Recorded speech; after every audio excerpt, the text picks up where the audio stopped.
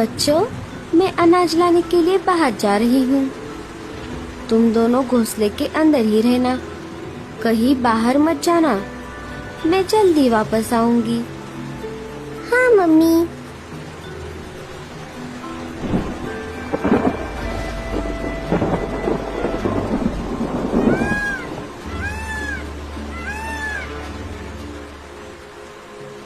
थोड़ी दूर आने पर लाडो को एक शिकारी चील शिकार की तलाश में घूमता हुआ दिखाई देता है। अरे बाप रे, ये तो मेरी ही तरफ आ रहा है। मुझे कहीं पर छुपना होगा। लाडो पास वाले एक बड़े से पेड़ के पत्ते के पीछे छुप जाती है। वहाँ पर पहले से ही कालू कौवा और मीनू मौसी छुपे हुए थे। अरे कालू भैया और मीनू मौसी, आप यहाँ पर कैसे? अरे पागल, जरा धीरे बोल। एक शिकारी चील शिकार के तलाश में आसपास ही भटक रहा है।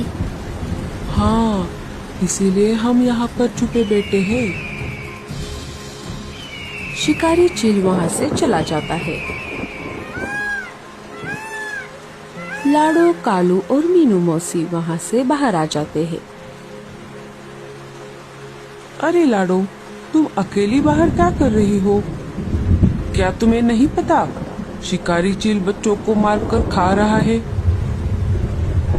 हाँ कालू भैया, मुझे पता है, लेकिन मैं क्या करूँ? घर का सारा अनाज तो खत्म हो गया है। बच्चे भी बहुत भूखे हैं, इसीलिए मुझे इस तेज बारिश में बाहर आना पड़ा। हम दोनों भी अनाज लाने के लिए बाहर आए थे। कालू पश्चिम की तरफ और मैं पूरब की तरफ गई थी। मुझे थोड़ा अनाज मिल गया, लेकिन कालू को नहीं मिला। क्या तुम्हें अनाज मिल गया लाडो? नहीं मीनू मौसी, मैं अभी अभी तो बाहर आई हूँ। मुझे अभी अनाज ढूंढने के लिए जाना है। अच्छा हुआ आप दोनों मुझे मिल गए। अब मैं उत्तर दिशा में अनाज ढूंढने के लिए जाती हूँ। कालू भैया, आप मेरी एक मदद कीजिए। आप घर जाते जाते एक बार मेरे घर होकर आना, देखना कि बच्चे ठीक है या नहीं। हाँ लाडो, तुम चिंता मत करो। तुम्हारे वापस आने तक मैं बच्चों के पास ही रहूँगा। आपका बहुत बहुत शुक्रिया कालू भैया। मैं आते आते आपके लिए भी अनाज लाऊंगी। लाडो, तुम उत्तर दिशा में ज्यादा अंदर मत जाना। वहाँ पर शिकारी चील और गिद्धों का अड्डा है। हाँ कालू भैया, मैं अपना ख्याल रखूंगी। तीनों अपने अपने रास्ते चले जाते हैं। लाडो अनाज की खोज में बहुत अंदर तक आ गई थी। उसे पता ही नहीं चला कि वो शिकारी चीलों के इलाके में आ गई है। थोड़ा और आगे आने पर वही चील लाडो का रास्ता रोक लेता है। आखिरकार मुझे शिकार मिल ही गया, छोटा ही सही। मेरे पेट की आग थोड़ी तो शांत होगी। चील भैया, मुझे खाने से पहले आप मुझ पर एक एहसान कीजिए। हाँ बोलो। मैं अनाज की खोज में मेरे बच्चों को अकेले घर पर छोड़कर आई हूँ। वो बहुत भूखे हैं। एक बार ये अनाज मुझे मेरे बच्चों को खिलाने दीजिए। मैं वादा करती हूँ, मैं वापस जरूर आऊंगी। आप ऊंचे पहाड़ी पर मेरा इंतजार करना। मैं जाकर आती हूँ। चील को लाडो पर दया आ जाती है। चील लाडो की बातों में आ जाता है। अच्छा ठीक है, बच्चों के खातिर मैं तुम्हें जाने दे रहा हूँ, लेकिन याद रखना, अगर तुम वापस नहीं आई तो मैं तुम्हें कैसे भी करके ढूंढ लूंगा और तुम्हारे साथ साथ तुम्हारे बच्चों को भी खा जाऊंगा। मैं जरूर वापस आऊंगी। थोड़ा अनाज अपने साथ लेकर लाडो अपने घर की तरफ निकल पड़ती है। थोड़ी दूर आने पर एक शिकारी गिद्ध लाडो का रास्ता रोक लेता है। लगता है इस इलाके में तुम गलती से आ गई हो। कोई बात नहीं, अच्छा हुआ आज मेरे मालिक को बहुत दिनों बाद एक चिड़िया खाने को मिलेगी। अरे, आपने थोड़ी देर कर दी। अगर थोड़ी देर पहले आप मुझे पकड़ लेते तो मैं आपके मालिक को मुझे खाने देती। तुम कहना क्या चाहती हो? थोड़ी देर पहले ही एक दूसरे चील ने मुझे खाने के लिए रिजर्वेशन करके रखा है। वो बहुत डरावना और बहुत भयानक है। मैं मेरे बच्चों को खाना खिलाकर वापस उसके पास जाने वाली हूँ। वो मेरा ऊंची पहाड़ी पर इंतजार कर रहा है। मेरे मालिक से ज्यादा डरावना और ताकतवर शिकारी और कोई नहीं हो सकता। अगर ऐसा है तो अपने मालिक से जाकर कह दो। पहले जाकर उस चील के साथ दो दो हाथ करे। उसे हराने के बाद वो मुझे खा सकते हैं। मैं अभी मेरे मालिक को ये बात बता कर आता हूँ। लाडो गिद्ध को भी अपने बातों में फंसा लेती है। गिद्ध वहाँ से चला जाता है। लाडो भी अपने घर की तरफ निकल पड़ती है।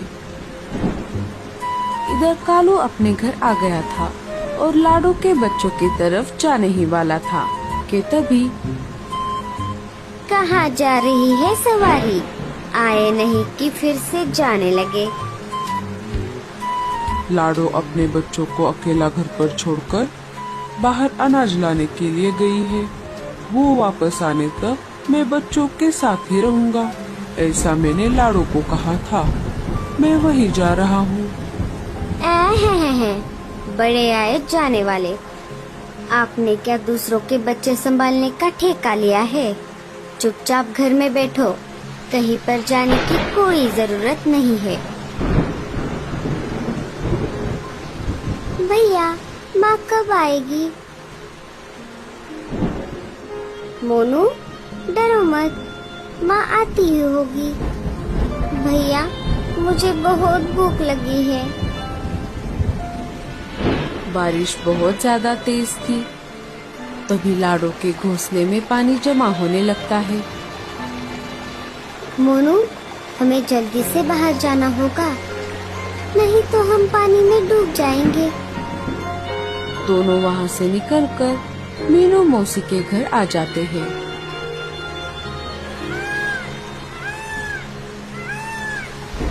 मीनू मौसी उन्हें खाना खिला देती है। गिद्ध अपने मालिक के पास आ जाता है और उन्हें दूसरे चील के बारे में बता देता है। अच्छा, तो ऐसी बात है। चलो उस चील को समझा कर आते हैं।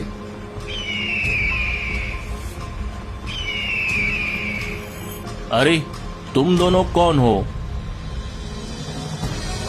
क्यों रे चील के बच्चे, खुद को बड़ा ताकतवर समझता है? जरा देखे तो तुझ में कितना दम है। जैसे तैसे करके अपनी जान बचाकर लाडो अपने घोंसले के पास आ जाती है। घोंसले में जमा हुआ पानी देखकर लाडो बहुत डर जाती है। बच्चे भी घोंसले में नहीं थे। लाडो चिड़िया रोने लगती है। तभी वहाँ पर मीनू मौसी आ जाती है। अरे लाडो, क्या हुआ? तुम रो क्यों रही हो? लाडो सारी घटना मीनू मौसी को बता देती है। जब मैं घर वापस आई तब देखा कि घोंसले में पानी जमा हुआ है। बच्चे भी घोंसले में नहीं है। पता नहीं मेरे बच्चे कहाँ गए। लाडो, तुम डरो मत, तुम्हारे बच्चे सुरक्षित हैं।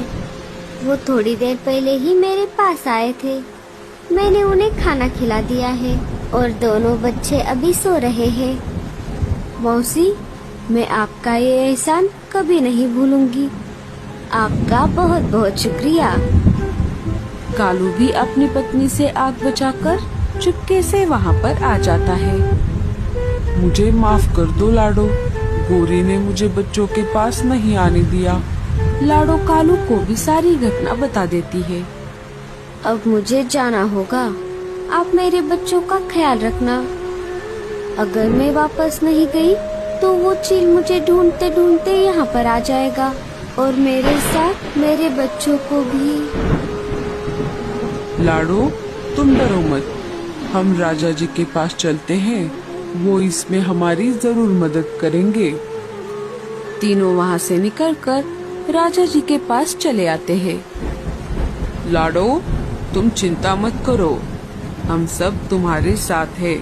चलो, मैं और सिपाही तुम्हारे साथ चलते हैं और उन बदमाश चीलों को सबक सिखाते हैं। सारे वहाँ से निकलकर ऊंची पहाड़ी पर पहुँच जाते हैं और देखते हैं तो क्या, दोनों चील और गिद्ध आपस में झगड़ा करके जख्मी होकर जमीन पर पड़े हुए थे। अरे वाह, लगता है इन्होंने आपस में ही झगड़ा कर लिया। लाडो, इस होशियारी का सारा क्रेडिट मैं तुमको देता हूँ। तुमने अपनी होशियारी से इनको आपस में ही लड़वा दिया। सब लाडो की वाह वाह कर रहे थे। तो दोस्तों, कैसी लगी आपको हमारी ये कहानी? हमें कमेंट्स में जरूर बताना।